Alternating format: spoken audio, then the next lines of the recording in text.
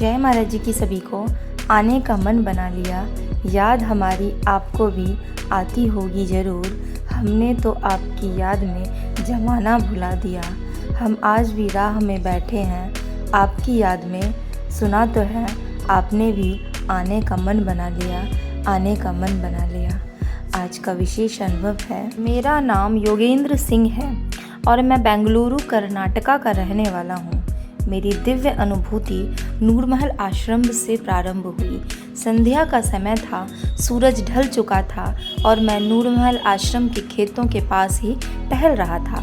तभी मैंने देखा कि गुरु महाराज जी मेरी ही तरफ आ रहे हैं। मैंने जल्दी से आगे बढ़कर गुरु महाराज जी के श्री चरणों में प्रणाम किया और फिर एक सेनानी की भांति उनके ऑर्डर मतलब उनकी आज्ञा की प्रतीक्षा करने लगा।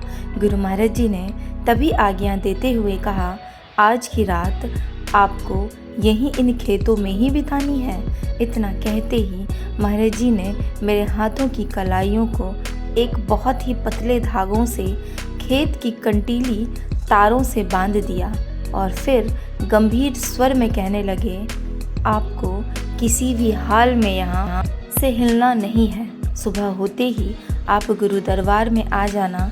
यह आज्ञा देकर महाराज जी खेतों में चले गए।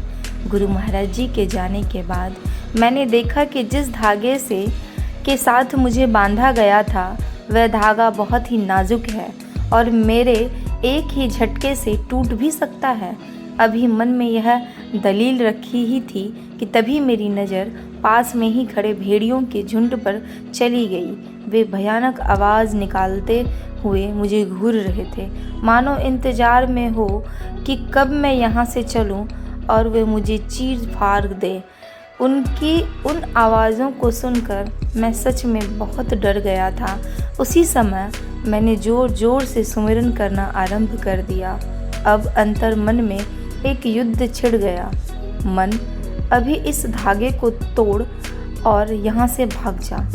विवेक ने कहा, नहीं, यह केवल धागा नहीं है, यह तो गुरु आज्ञा का बंधन है और मैं इसे केवल सुबह ही खोल सकता हूँ। मन ने कहा, अगर यहाँ रहेगा तो सुबह का सूरज नहीं देख पाएगा, ये भेड़ियाँ तुझे मार डालेंगे। विवेक, नहीं, जब तक मैं इस धागे से बंधा हूँ तब तक मैं सुरक्षित हूँ। ये भेड़ियाँ मेरा कुछ भी बिगाड़ नहीं पाएंगे, क्योंकि सुमिरन निरंतर चल रहा था। इसलिए विवेक जीता और मैं वहीं उस पतले धागे से ही बंधा रह गया।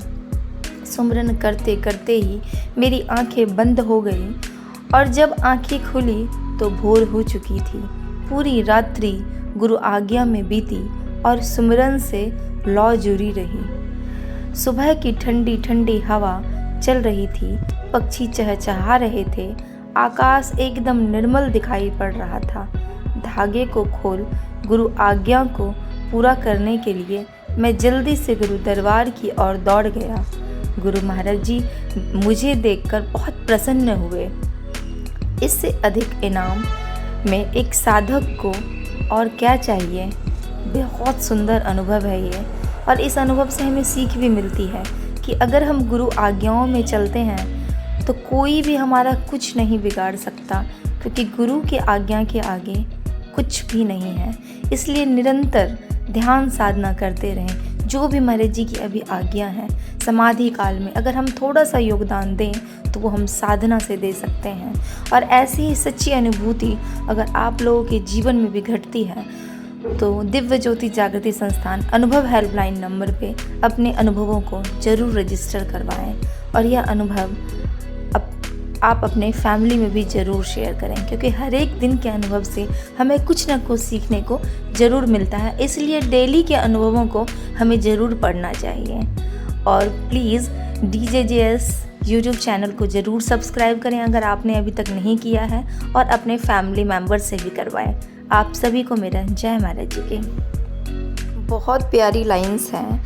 आशुतोष के वीरभद्र फिर वे ही कहलाते हैं, सागर पे राहें बनती हैं जब जोर लगाता है मानव, धरती जय जयकार करती है, नहीं रहता कुछ भी असंभव। सहते सारी पीड़ाएं फिर भी जो मुस्काते हैं, आशुतोष के वीरभद्र फिर वे ही कहलाते हैं, फिर वे ही कहलाते हैं।